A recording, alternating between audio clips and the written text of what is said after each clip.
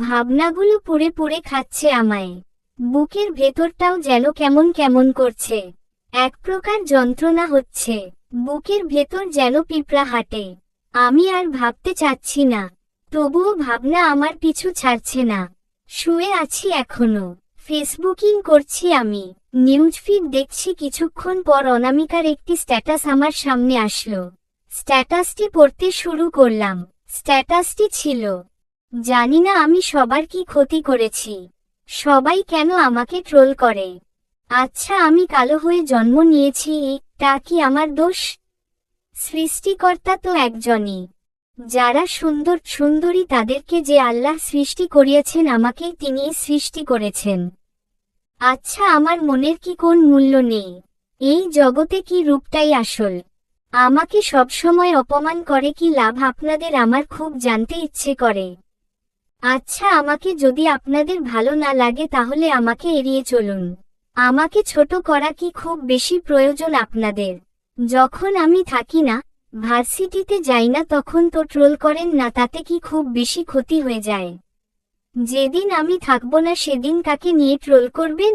নতুন কোন কালো মেয়েকে খুঁজে নিবেন? না ভাই না, আপনাদের যত ইচ্ছা আমাকে নিয়ে ট্রোল করেন, অন্য কাউকে নিয়ে ট্রোল করবেন না। এই কষ্টটা অনেকে নিতে পারবে না, এতে আত্মহত্যাও করতে পারে কেউ কেউ।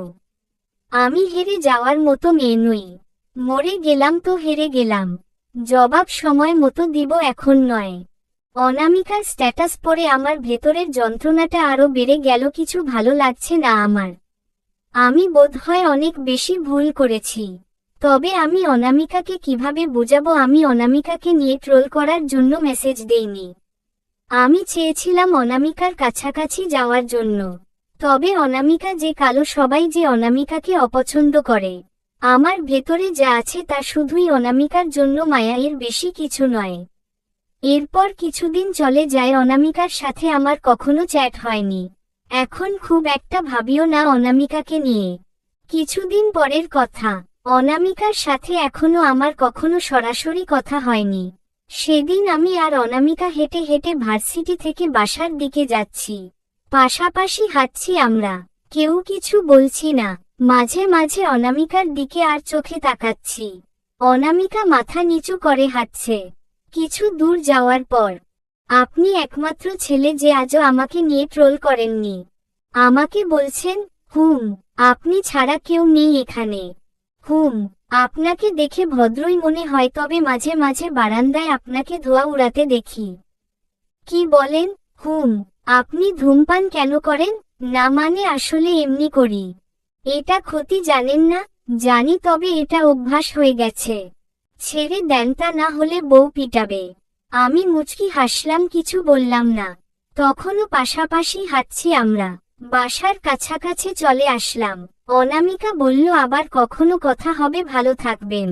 আপনিও। আমি বাসায় এসে দুপুরের খাবার খেয়ে ঘুমিয়ে পড়লাম। ঘুম আমার অনেক বেশি। অনেক ভালো লাগে ঘুমাতে। আমার সাথে ঘুমিয়ে কেউ পারবে না, গ্যারান্টি দিয়ে বলতে পারি। আমার মনে হয় যদি কখনো ঘুমের প্রতিযোগিতা হয় আর আমি যদি অংশগ্রহণ করি তাহলে প্রথম পুরস্কারটা আমিই পাব। লম্বা একটা ঘুম দিলাম। বিকেল বেলা আম্মু এসে ডাকা শুরু করলো। ধ্যাত ভালো লাগে না। কেন ডাকতে হবে আমাকে? ঘুমুচ্ছি আমি, তাহলে সমস্যা কোথায়? আম্মু ডেকে উঠালেন আমায়। আমি উঠে বসতেই আম্মু চলে গেলেন। কিছুক্ষণ পর চা নিয়ে এলেন। আম্মু চা দিয়ে চলে যেতেই আমি চা এবং একটা সিগারেট নিয়ে বারান্দায় চলে গেলাম। বিকেলটা উপভোগ করছি আর চা খাচ্ছি। চা শেষ করে সিগারেট জ্বালিয়ে সামনের দিকে তাকাতেই দেখি অনামিকা আমাদের বাসার বারান্দার দিকে তাকিয়ে আছে। আমি না দেখার ভান করে অন্যদিকে ঘুরে সিগারেট টানছি। সিগারেট শেষ করে অনামিকাদের বারান্দার দিকে তাকিয়ে দেখি তখনও তাকিয়ে আছে অনামিকা। আজ অনামিকাকে খুব একটা কালো লাগছে না। চেহারাটা অনেক বেশি মায়াবী লাগছে। আমার দিকে তাকিয়ে আছে অনামিকা। চুলগুলো এলোমেলো। দক্ষিণা বাতাস এসে অনামিকার চুল এসে অনামিকার মুখে পড়ছে। মাঝে মাঝে অনামিকা তার হাত দিয়ে চুলগুলো সরিয়ে দিচ্ছে, কিন্তু পেরে উঠছে না অনামিকা। অনামিকার প্রতি হয়ে গিয়েছে ভীষণ রকম মায়া। কেন জানি আমি পারলাম না বারান্দা থেকে চলে আসতে। অনামিকার চোখে চোখ রেখে যেন স্বপ্নের রাজ্যে হারিয়ে গিয়েছিলাম আমি। আর সে রাজ্যের রাজা ছিলাম আমি, রানী ছিল অনামিকা। মন্দ লাগছে না অনামিকাকে নিয়ে স্বপ্ন দেখতে। সবার স্বপ্নের নায়িকা অসম্ভব সুন্দরী হয়, আমার স্বপ্নের নায়িকা না হয় কালোই হবে। অনামিকার চেহারায় রয়েছে যে মায়া তা অনেক সুন্দরী মেয়ের চেহারায়ও থাকে না বোধ হয়। আমার তো ইচ্ছে করে অনামিকার চেহারার দিকে তাকালে, আমার তো ইচ্ছে করে 1000 বছর বাঁচতে। আমারও ইচ্ছা করে অনামিকাকে নিয়ে কাব্য রচনা করতে। ইস, আমি যদি কবি হতাম তাহলে অনামিকাকে নিয়ে একটি কাব্য রচনা করতে পারতাম। তোমারই চোখে আমার চোখ, তাকিয়ে আছি আমি অপলক দৃষ্টিতে, সাথে তাকিয়ে আছো তুমি, চোখ রেখেছ আমারই চোখে। ভাবনার সাগরে হাবুডুবু খাচ্ছি আমি। বিকেল ঘনিয়ে সন্ধ্যা হয়ে গিয়েছে, সেদিকে নেই আমার খেয়াল। তখনও তাকিয়ে আছে অনামিকা, রেখেছে চোখ আমারই চোখে, আমিও অপলক দৃষ্টিতে তাকিয়ে আছি অনামিকার দিকে। পশ্চিম আকাশে অস্ত যাচ্ছে সূর্য। পাশের মসজিদটিতে আজান হচ্ছে মাগরিবের। অনামিকা আর তাকিয়ে রইল না, চলে গেল অনামিকা। আমি তখনও বারান্দায় দাঁড়িয়ে উপভোগ করছি সন্ধ্যা। রাতে ফেসবুকিং করছি। ফেক আইডি নয়, আমার রিয়েল আইডি। ফ্রেন্ড রিকোয়েস্ট এলো। আইডির নামটি খুবই পরিচিত। আইডির নামটি হলো অনামিকা অনু। এ যে অনামিকার আইডি। মেঘ না চাইতেন বৃষ্টি, খুশিতে নাচতে ইচ্ছে করছে এক প্রকার। রিকোয়েস্ট অ্যাকসেপ্ট করতেই মেসেঞ্জারের শব্দটি কানে ভেসে উঠল। হ্যালো নবাব সাহেব। জি বলেন রাজরানী। আমি রাজরানী নই, আমি একটা কাইল্লা মেয়ে। আমিও নবাব নই। খবরদার নিজেকে কাইল্লা বলবা না, তোমার চেহারায় একটা আকর্ষণীয় বিষয় রয়েছে। কি আকর্ষণীয় বিষয় শুনি নবাব সাহেব? অনেক মায়াবী তোমার ওই মুখ। তাকালে তোমার ওই মায়াবী মুখের দিকে তাকালে 1000 বছর বাঁচতে ইচ্ছে করে। ইচ্ছে করে তোমাকে নিয়ে আলাদা কোন রাজ্যে, যে রাজ্যের রাজা হব আমি আর রানী হবে তুমি। আমি যদি হতাম কবি তাহলে আমার কাব্যে থাকতে শুধুই তুমি। এর আগেও একজন মায়াবী বলে ট্রোল করছে। আপনিও কি ট্রোল করছেন? না, সত্যি বলছি, বিশ্বাস করেন আমাকে প্লিজ। হুম করলাম, আপনাকে অন্য সবার থেকে আলাদা মনে হয় তাই বিশ্বাস করলাম। ধন্যবাদ। আচ্ছা, তুমি কিন্তু অনেক হ্যান্ডসাম ছেলে, এই পর্যন্ত কতগুলো প্রেম করেছো বলতো? সেই সৌভাগ্য হয়নি আমার। আপনি কয়টা করছেন? তুমি এত হ্যান্ডসাম হয়েও যদি না করতে পারো তাহলে বলো, আমি কাইল্লা হয়ে কিভাবে করব? আবার সরি, তোমাকে তুমি করে বলছি তাই। তুমি করে বলাটাই সুন্দর দেখায়, তাছাড়া আমি আর আপনি একসাথেই পড়ি। তাহলে তুমি আপনি বলছো কেন? তুমি করে বলবো। আচ্ছা বলবো। এখনই বলো তুমি। আচ্ছা, ভালো থেকো, পরে কথা হবে। আল্লাহ হাফেজ।